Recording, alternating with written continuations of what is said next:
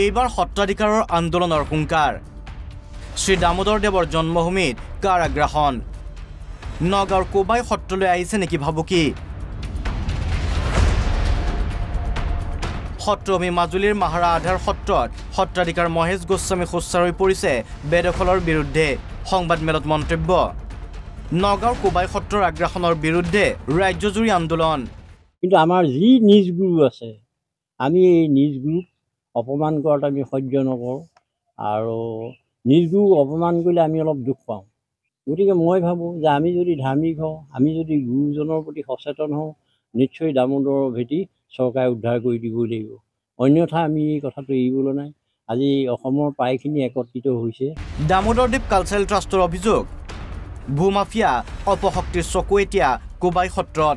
হঠাতে সেই সত্ৰত পুৰণি যিখিনি মানুহ আছিল তেওঁলোকে ভাবিলে যেতিয়া আমালৈ ভয়ানক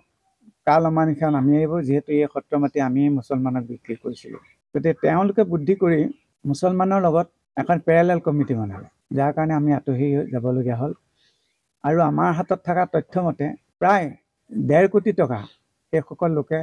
লুটপাট কৰি খালে খোৱাৰ পিছত শেহতীয়াকৈ সেই কমিটিবিলাকক ভংগ কৰি দি চৰকাৰৰ হাতলৈ এই ক্ষমতাটো লৈ গ'ল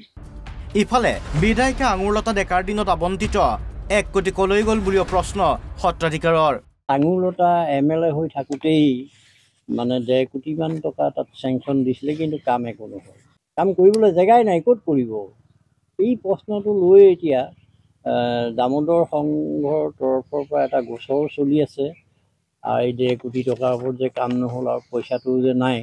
এইটো বিষয় লৈ এটা আদালতমুখী হৈ আছে আৰু বৰ্তমান আমাৰ যে এই বস্তুটো উদ্ধাৰ কৰি দিব পৰা নাই বা চৰকাৰেও যে একো কৰা নাই এইটো আমি ট্ৰাষ্ট গঠন কৰি লৈ আমি এখন হাইকোৰ্ট কৰি আছোঁ আগ্ৰাসনৰ কবলত পৰা সত্ৰৰ ভূমি উদ্ধাৰৰ দাবীত এইদৰে সৰব হ'ল সত্ৰাধিকাৰ তথা শ্ৰী শ্ৰী দামোদৰদেৱ কালচাৰেল ট্ৰাষ্ট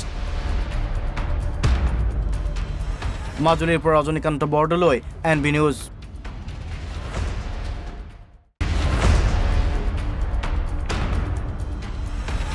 এইবাৰ সত্ৰাধিকাৰৰ আন্দোলনৰ হুংকাৰ শ্ৰী দামোদৰ দেৱৰ জন্মভূমিত কাৰাগ্ৰাসন নগাঁৱৰ কোবাই সত্ৰলৈ আহিছে নেকি ভাবুকি সত্ৰভূমি মাজুলীৰ মাহাৰা আধাৰ সত্ৰত সত্ৰাধিকাৰ মহেশ গোস্বামী খোচ্চাৰ হৈ পৰিছে বেদখলৰ বিৰুদ্ধে সংবাদমেলত মন্তব্য নগাঁৱৰ কোবাই সত্ৰৰ আগ্ৰাসনৰ বিৰুদ্ধে ৰাজ্যজুৰি আন্দোলন কিন্তু আমাৰ যি নিজ গুৰু আছে আমি এই নিজ গুৰুক অপমান কৰাত আমি সহ্য নকৰোঁ আৰু নিজ গুৰুক অপমান কৰিলে আমি অলপ দুখ পাওঁ গতিকে মই ভাবোঁ যে আমি যদি ধাৰ্মিক হওঁ আমি যদি গুৰুজনৰ প্ৰতি সচেতন হওঁ নিশ্চয় দামোদৰৰ ভেটি চৰকাৰে উদ্ধাৰ কৰি দিবই লাগিব অন্যথা আমি এই কথাটো এৰিবলৈ নাই আজি অসমৰ প্ৰায়খিনি একত্ৰিত হৈছে দামোদৰদেৱ কালচাৰেল ট্ৰাষ্টৰ অভিযোগ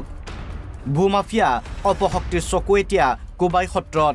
হঠাতে সেই সত্ৰত পুৰণি যিখিনি মানুহ আছিল তেওঁলোকে ভাবিলে যেতিয়া আমালৈ ভয়ানক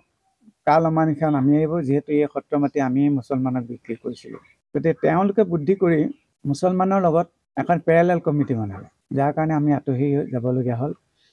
আৰু আমাৰ হাতত থকা তথ্যমতে প্ৰায় 1.5 কোটি টকা সেইসকল লোকে লুটপাট কৰি খালে খোৱাৰ পিছত শেহতীয়াকৈ সেই কমিটিবিলাকক ভংগ কৰি দি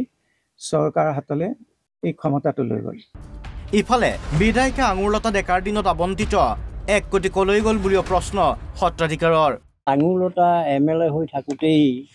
মানে 1.5 কোটিমান টকা তাত চেংচন দিছিলে কিন্তু কাম একো নহ'ল কাম কৰিবলৈ জেগাই নাই ক'ত কৰিব এই প্ৰশ্নটো লৈ এতিয়া দামোদৰ সংঘৰ তৰফৰ পৰা এটা গোচৰ চলি আছে আৰু এই 1.5 কোটি টকাৰ ওপৰত যে কাম নহ'ল আৰু পইচাটো যে নাই এইটো বিষয় লৈ এটা আদালতমুখী হৈ আছে আৰু বৰ্তমান আমাৰ যে এই বস্তুটো উদ্ধাৰ কৰি দিব পৰা নাই বা চৰকাৰেও যে একো কৰা নাই এইটো আমি ট্ৰাষ্ট গঠন কৰি লৈ আমি এখন হাইকোৰ্ট কৰি আছোঁ আগ্ৰাসনৰ কবলত পৰা সত্ৰৰ ভূমি উদ্ধাৰৰ দাবীত এইদৰে সৰব হ'ল সত্ৰাধিকাৰ তথা Shri Shri Damodardev cultural trust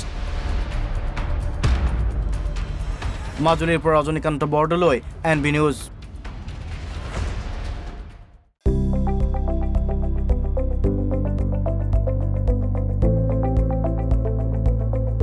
NB news